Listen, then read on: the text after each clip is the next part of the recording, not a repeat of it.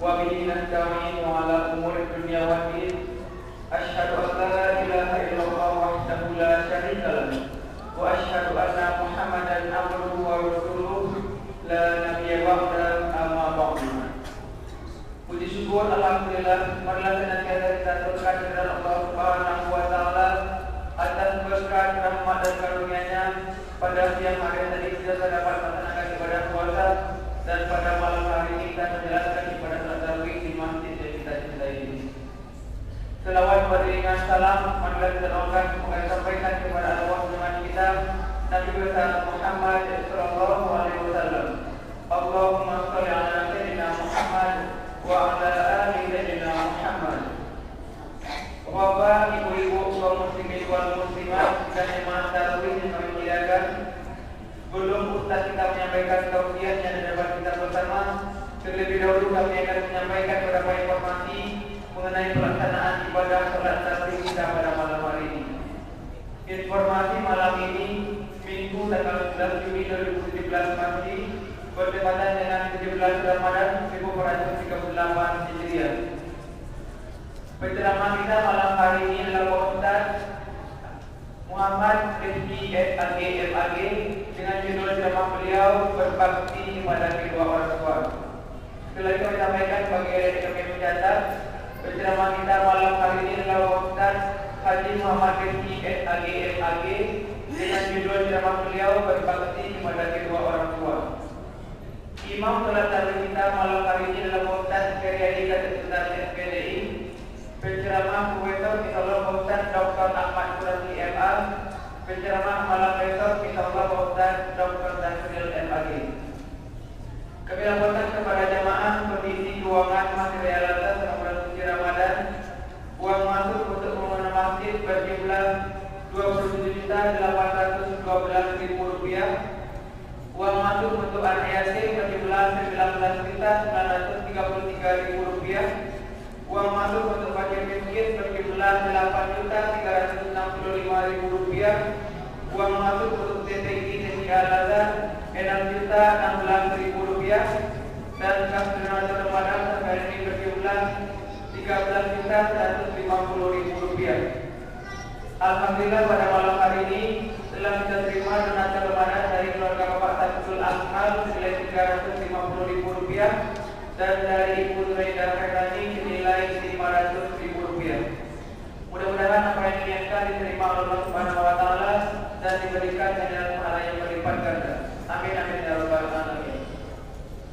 Selanjutnya kami mengucapkan terima kasih banyak kepada Bapak dan Ibu yang telah menjadi donatur Ramadan serta penyumbang yang berbuka dan sahur bagi jemaah yang berbuka di masjid kita ini. Kemudian kami informasikan juga kepada seluruh jemaah bahwa panitia amalia Ramadan melaksanakan pengumpulan zakat mal, pakaian layak pakai dan juga nanti zakat fitrah yang insyaallah akan kita salurkan nanti menjelang hari raya Idul Fitri. Kemudian kami ingatkan juga kepada jemaah demi menjaga ketertiban kita selama pelaksanaan salat tarawih, mohon handphonenya masih interaktif, mohon disegarkan. Dan bagi anak kami dimohon untuk menjaga ketenangannya. Demikianlah informasi yang bisa kami sampaikan. Dari kedua kurang maaf. Wabillahi taufiq wal hidayah. Assalamualaikum warahmatullahi wabarakatuh. Kepada Ustaz kita persilakan.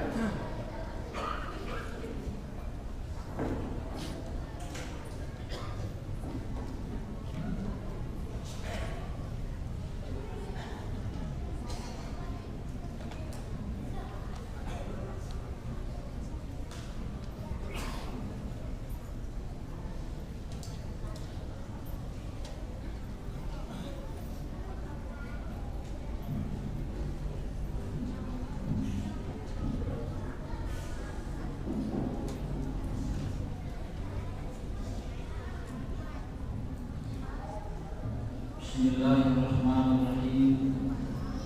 Assalamualaikum warahmatullahi wabarakatuh.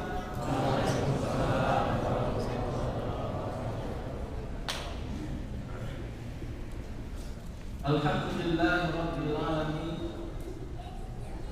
Arsala rasulahu bil huda wa dinil haq liyuzhirahu 'ala ad-dini kulli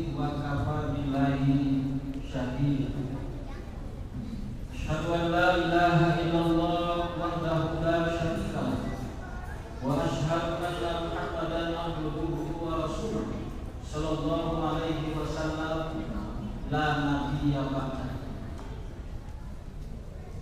Bapak-bapak, ibu-ibu, para remaja, anak-anak kami, santriwan-santriwati Pesantren Ramadan 1438 Hijriah,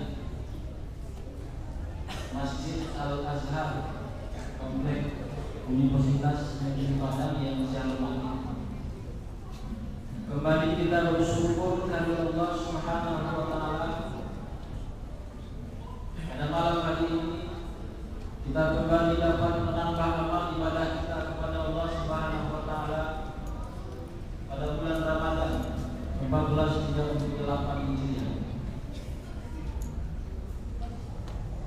Kemudian salawat beribu salam kita kirimkan kepada ruang junjungan umat manusia, pimpinan sekalian alam yakni Nabi besar Muhammad sallallahu alaihi wasallam. Karena beliau telah berjasa besar dalam merubah peradaban dunia, merubah akhlak manusia dari lembah jahiliyah kepada alam yang berpengetahuan, sebagaimana telah kita nikmati luasannya.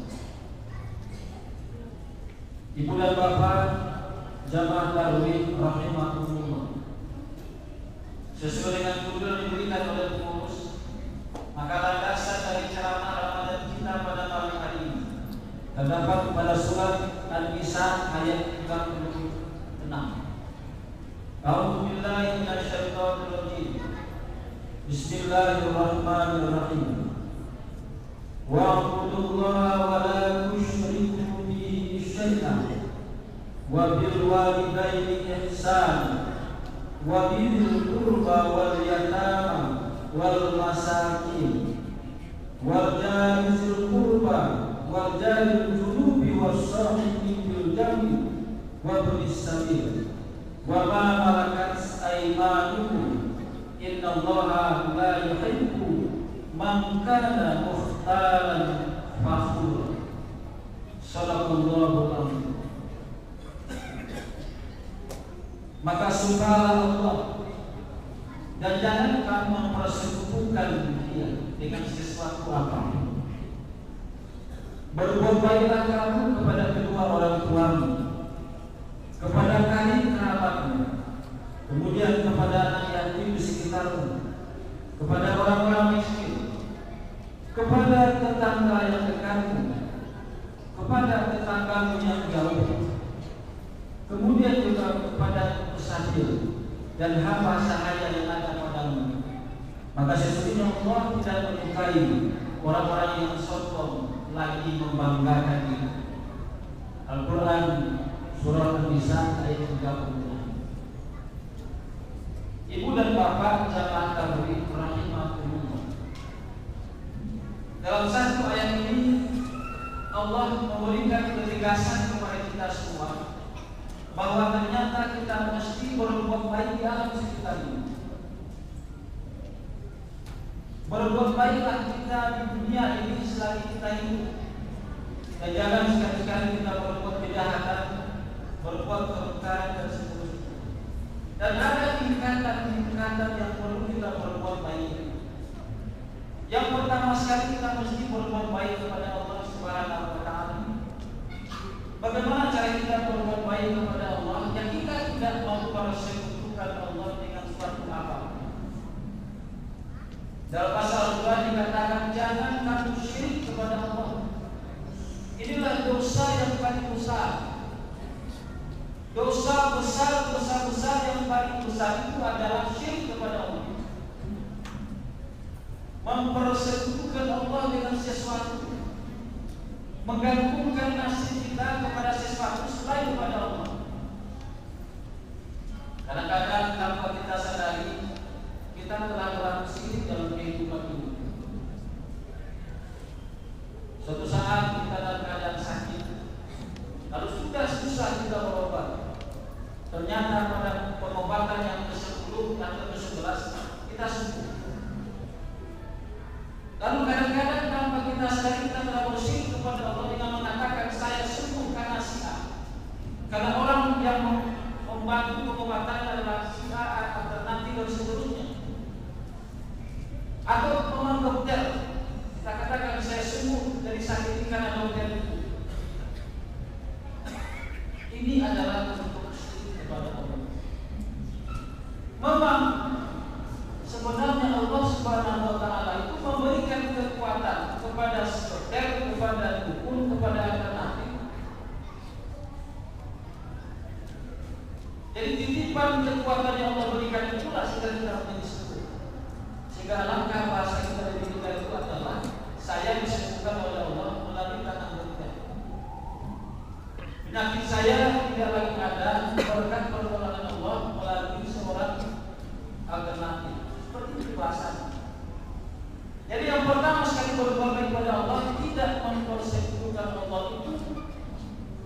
segala sesuatu, apalagi makhluk itu. Kadang-kadang ada pula orang yang mempersekutukan Allah dengan sesuatu berbeda. Aku membuat cik-cik itu luar biasa karena kok jembatan mana, kok gantian mana jembatan, kok di Polanco, kok akan kuping. Itu berkat cik-cik ini pada. Atau aku bisa menolak pala karena cincin, karena jimat yang memakai. Itu namanya menggantungkan nasib kita kepada selain daripada Allah. Jadi bukan Bapak yang pertama kita mesti menyadari bahwa jangan sekali-kali kita mempersekutukan Allah dengan suatu apapun. Yang kedua, perbuatan itu adalah kepada kedua orang tua, ibu dan bapak. Inilah yang diminta oleh Allah, berbakti kepada orang tua. Berbakti kepada orang tua tidak ada batasannya. Jangan dianggap ketika kita sudah besar seperti ini, kita sudah punya anak, kita sudah punya cucu, lalu kita berbakti kepada orang tua juga habis. Tidak. Selagi hayat dikandung badan, maka apapun bisa kita lakukan untuk berbakti kepada orang tua. Selagi orang tua kita hidup, maka Al-Quran mengatakan kepada kita, Al-Isra 17, jangan kamu katakan perkataan jis'an. Itu baru perbuatan sehari-hari. Mendongkol kepada orang tua itu dosa. Tidak senang kepada orang tua itu juga dosa. Kenapa? Karena ridha'Allah fi ridha'Allah. Ketika orang tua kita tidak ridho dengan kita, maka Allah juga tidak akan ridho. Tapi terkadang murka orang tua datang kepada kita, maka bisa jadi Allah pun akan murka kepada kita. Makanya banyak pengusaha sukses, motivator yang terkenal itu semua mereka sukses berkat doa dari orang tua, berkat restu dari orang tua. Ibu dan bapak jangan terlalu rahimahullah. Maka ini penting. Inilah juga merupakan kalau kita sempat melawan kepada orang tua, mendongkol kepada orang tua, apalagi durhaka kepada orang tua, maka ini juga merupakan dosa besar. Dan tidak akan pernah bisa diampuni kalau kita tidak minta maaf kepada orang tua kita. Kadang-kadang ibu dan bapak jamaah tarawih rahimahullah, inilah tempat kita yang paling banyak membuat dosa. Kenapa? Karena 24 jam lebih atau sehari semalam, berminggu-minggu, berbulan, berbagai, bertahun-tahun kita bersama orang tua dari kecil sampai dewasa. Maka kadang-kadang kita sering lupa, kita sering lupa, maka kita sering berbuat dosa kepada orang tua. Tapi aneh, ketika Ramadan itu masuk, itu biasanya banyak di antara kita yang lebih mendahulukan minta maaf kepada orang-orang yang jauh di sana, teman-teman Facebook kita, teman-teman WA kita yang berada di luar Jawa, yang kadang-kadang tidak pernah bertemu dengan kita, tidak pernah kita berbuat dosa kepadanya, tapi kita selalu mengucapkan minta maaf atas segala dosa-dosa yang masuk di dalam. Sementara orang tua kita yang 24 jam, yang bertahun-tahun, berhari-hari kita bersama, sering kita melakukan dosa-dosa besar, gengsi untuk minta maaf. Apa yang terjadi ibu dan bapak? Lubuk turun, lubuk perang, lubuk kita, lubuk terpulang, itu semua ramai ketika orang menerima apa? Belum mau istrinya. Tapi ternyata banyak di antara mereka yang kesana bukanlah berlima, tapi berenam. Orang sudah melaksanakan sholat tarawih malam pertama, dan mereka masih terjebak macet, belum sampai ke rumah. Sementara yang dianjurkan adalah dia tetap membersihkan menumbuh hati orang. paling utama itu adalah kepada keluarga, kepada orang tua. Alangkah indahnya dan bapak para jemaah, tak kala Ramadan akan masuk, kau tak sempat yang tahun besok, rencanakan itu dari sekarang.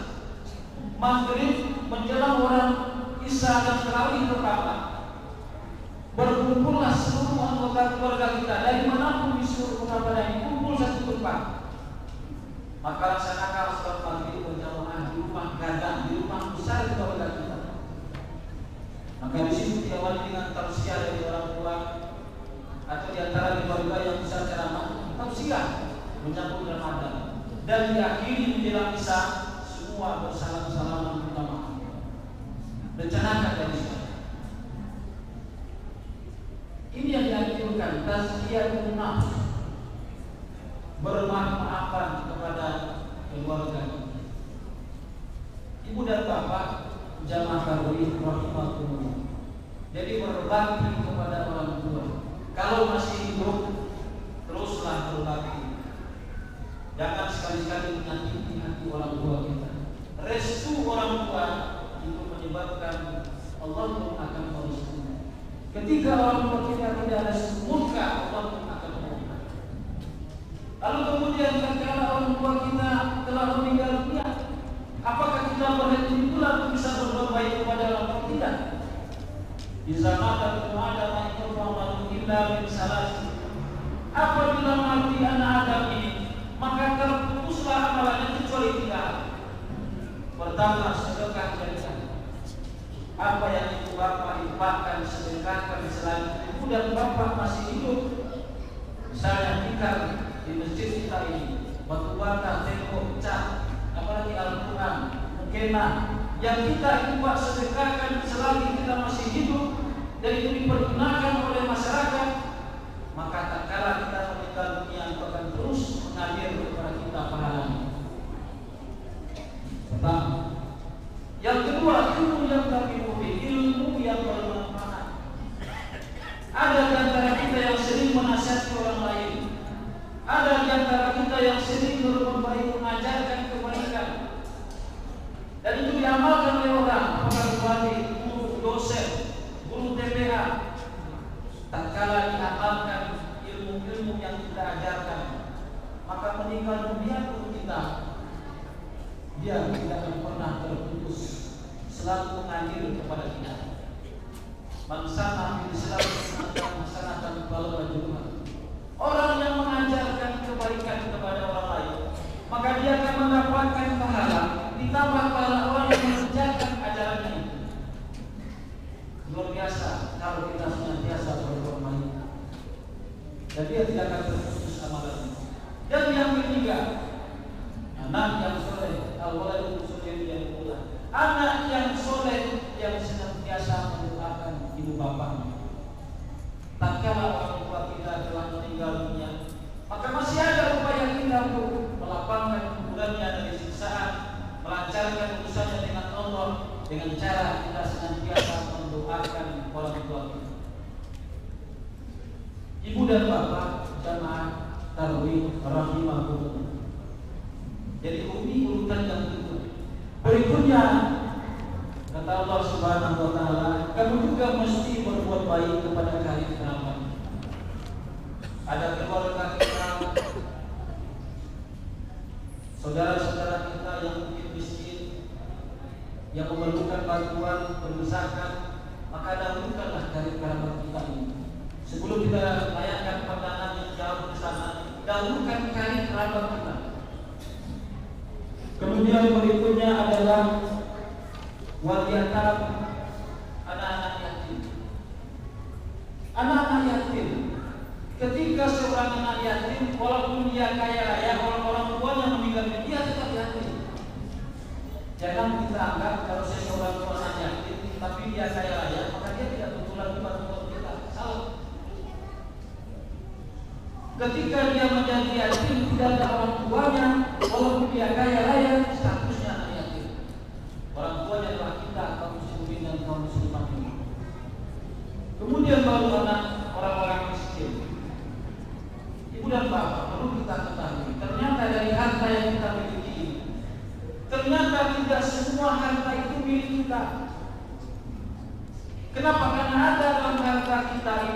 juga miliknya orang-orang miskin, orang-orang fakir. Jadi kalau ada kita berzakat, muslim amwalihim shadaqatan tutahhiruhum wa tuzakkihim biha, yakinlah ibu dan bapak yang kita sedekahkan, kita zakatkan itu bukanlah harta kita, tapi jatah haknya orang-orang fakir miskin. Makanya jangan kita sombong dengan berzakat. Kita sampaikan kepada orang, saya zakatnya sekian, 100 juta tahun ini. Ingat, itu bukan harta kita, tapi jatahnya orang-orang fakir, orang-orang miskin yang dititipkan Allah kepada kita. Jadi ini kewajiban, apalagi sebentar lagi bulan Bapak, itu pengurus akan menyampaikan informasi besaran zakat fitrah yang mesti dikumpulkan. Kenapa baru-baru 21 pengurus berdiri menyampaikan zakat fitrah? Pernahkah kita berpikir itu bulan Bapak, bahwa ternyata Allah Subhanahu wa Ta'ala telah melatih kita, berikan pelatihan kepada kita 21 hari itu berpuasa, menahan lapar dan haus. Kadang-kadang sekali kita makan dan sempat sahur, terasa oleh kita, ini pula rasul orang yang makan 2 kali sehari. Ketika dah sahur, ini pula rasul yang makan sekali sehari. Itu sama menderita. Maka baru kita dengan kesadaran kita meningkatkan keinginan rasa kepada fakir dan miskin. Itu maksud zakat fitrah itu terakhir. Dan lebih afdol lagi bulan Bapak sehari menjelang orang Idul Fitri, supaya semua kita fakir miskin pun ikut bergembira. Ibu dan Bapak jamaah tarawih rahimakumullah. Kemudian yang mesti juga kita berbuat baik adalah kepada tetangga dekat dan tetangga jauh. Sampaikan dalam tetangga dekat. Siapa tetangga dekat? 40 ke belakang, 40 ke depan, 40 samping kiri, 40 ke kanan. Itu adalah tetangga dekat. Jangan sampai kita cuek. Kadang-kadang kalau kita orang kaya, kalau kita cuek dengan kehidupan di komplek tempat tinggal saja seperti itu, dia tidak pernah tahu menahu dengan lingkungannya. Itu salah besar. Kita mesti berbuat baik dengan tetangga kita. Kenapa? Karena kita makhluk sosial. Kita tidak pernah mampu kita hidup tanpa adanya bantuan orang lain. Kita di makhluk sosial. Kita makan nasi, kita butuh petani. Kita berpakaian yang bagus, kita butuh petani kapas, penjahit dan seterusnya. Kita mau makan enak, makan ikan, kita perlu nelayan. Kita butuh orang lain. Bahkan sampai tersenyum pun